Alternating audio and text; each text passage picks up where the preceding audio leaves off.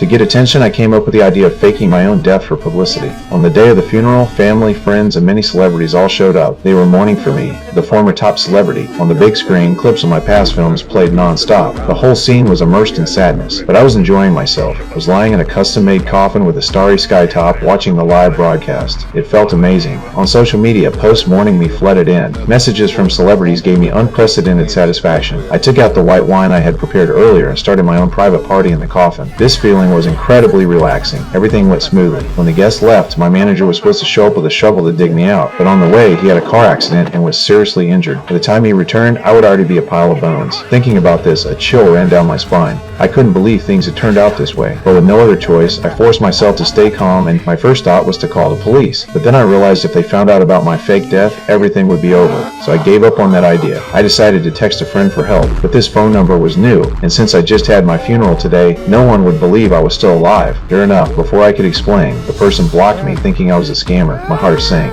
With no one believing my text, I started calling people one by one, but no matter how I explained, no one believed I was Jack. At that moment, despair almost suffocated me, but in order to survive, I gathered my courage and called the female assistant. Worried she wouldn't believe me, I went ahead and started a video call.